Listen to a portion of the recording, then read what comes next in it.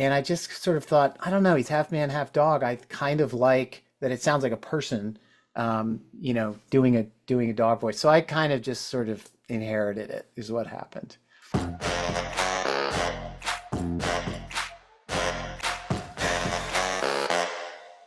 I watched this with my teenager, who is a big fan of the Captain Underpants books and the Dogman books. And it was such a delight to sit there and watch like her little 8-year-old self come to life and watching, Dogman and Petey, and what a joy that I was able to have with her and seeing that experience. So Oh, congratulations. thanks. That's great. I've actually heard a lot really about, teenagers who love the books, and who've outgrown the books. But the thing is, when you go back to those books, they're not corny and they're not sappy and they're not dumb. So when you're older, you go back, you kind of appreciate it even in a new way, and you go like, "Oh, this is actually really funny and that's very clever and it's very touching and all that kind of stuff." I know that you've worked on the Captain Underpants series and vastly many other animated series. Talk to me about that balance of being able to, write something that was so beloved and bring it to screen. Well, I had, as you said, I did the Captain Underpants series, and so I was really kind of in tune with Dave Pilkey's sensibility, which is very much my own as well. And it's kind of this intelligently silly thing, and then also this surprising emotion that Dave puts into, something that, when you get there in the books, you're like, "What? This is amazing," And I always love that part, so I wanted to really keep both of those things going. The style of comedy that's in the books is something I'm just so familiar with. And so that was easy to run with. It was trickier to build a story out of the books, and because sometimes one book doesn't make enough, isn't enough for a movie, and two books is kind of too much. And so there was sort of a little wrestling match to work it all in. Make sure that Dogman is very present, because sometimes in the books he kind of disappears for a little while, and um, that was sort of a bit of a challenge. But in terms of the tone and stuff, I was always very hooked in with that. So that part was not too challenging. That was a lot of fun.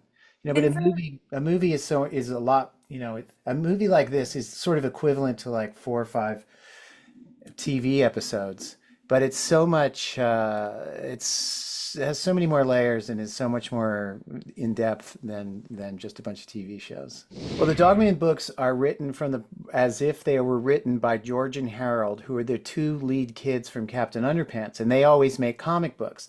And so I think Dogman was introduced as sort of one of their comics in Captain Underpants. And so the books are presented, it's like, here's a book that we wrote. So it has a kind of a charm to it and a silliness to it, as if it was written by, two 10-year-olds. So I didn't really put that part in the front of the movie, but that's really where the movie is coming from.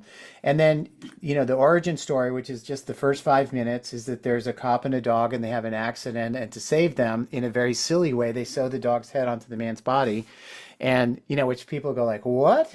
But of course, when you see it, and it's as if, if you imagine a 10-year-old going like, oh, and so then they sew the dog's head on the man's body, and you're like, okay, that's a cute little story, something like that. And then it just, kind of plows forward, and he really is primarily sort of a dog after that. And so it's him in dealing with his arch nemesis, Petey the cat, and then, they meet another character, a smaller cat. Both develop a relationship with him, and then they have to kind of work together to save him. you have cast an amazing voice cast. You have Pete Davidson, you have Little Rel, Isla Fisher, Poppy Lou, Sherry O'Terry, Young Gravy, and Billy Boyd, to name just a handful. But you are the voice of Dogman, according to IMDb. How did I that am. come about? I mean, was there no? I mean, is it something that you inspired, or it just kind of like fell into place? When you're making an animated movie, before you have all the actors come in, you've already started working on the movie, and you do these little temp voices, and it's like, so we can start storyboarding. And so like, I'll pretend to be Petey, and I'll do a Petey voice, and then I'll do a Dogman voice, and then somebody else will do, the chief, and and then as the actors come in, you start to replace them. And so I had been doing Dogman, And then we thought like, oh, wouldn't it be funny if we could get like Tom Cruise to do Dogman or something, but nobody wanted to like come in and do dog noises. And so I kind of inherited it by default. And there are voice actors who do incredible, realistic dog voices, and and I just sort of thought, I don't know, he's half man, half dog. I kind of like that it sounds like a person, doing a dog voice. So I kind of just sort of inherited it, is what happened. Pete Davidson is so good as Petey. I would like to know, what the audition process into getting Pete to do the voice of Petey. I mean, name kind of helps, but what was that process? And I would also love to know what Pete's reaction was when he first saw, the animation with his own voice. Yeah. I mean, the audition process, I mean, for somebody like Pete Davidson, I mean, he doesn't have to come in and audition for it. It's like, I'm going to offer him the part once I feel good that it's like, it's good for him. And so I just watched a ton of Pete Davidson stuff. I watched a lot of SNL stuff. I watched his Bupkis TV series. I watched all this stuff and I could get the sound of his voice, and then what kind of range does he have? Is he going to be able to go big? Is he going to be able to be sweet? And he absolutely could. So then he comes in, and the actors are always like, "What did I sign up for?" And then they start to go like, "Okay, this is fun."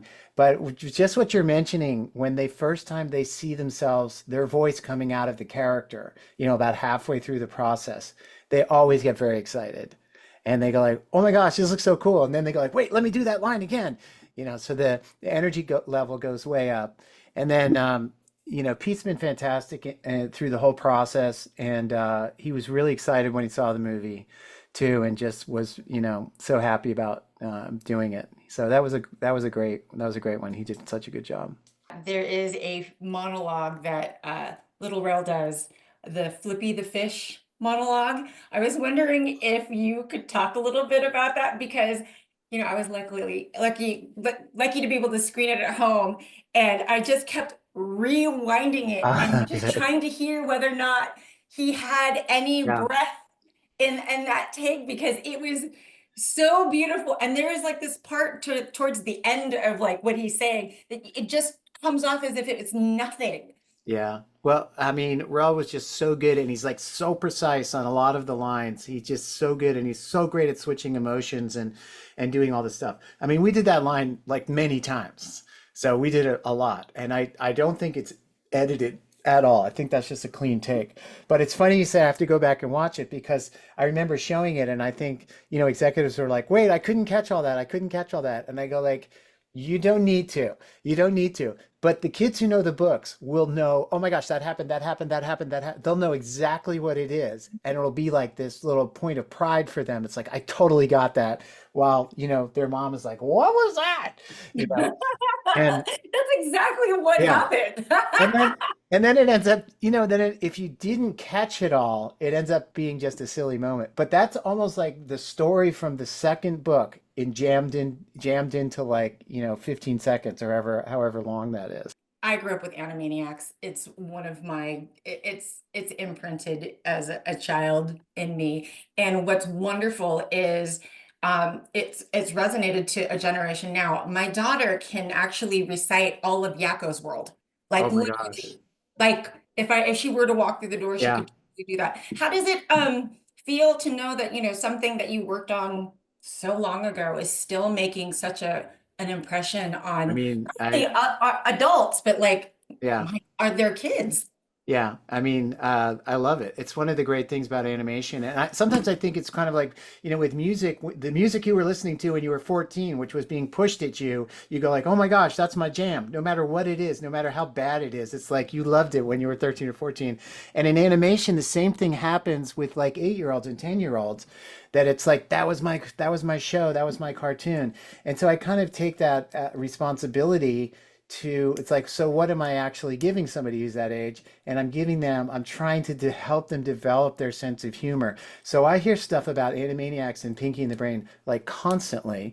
I hear more now because everybody's like 35 and 45, and they're just like, I love that show, and it helped me, and my dad and I still talk about it. My brother and I agreed on it. So I think the same thing will also happens with, Dog Man 30 years from now, that people are going to be at a dinner party and go like, "I love that show."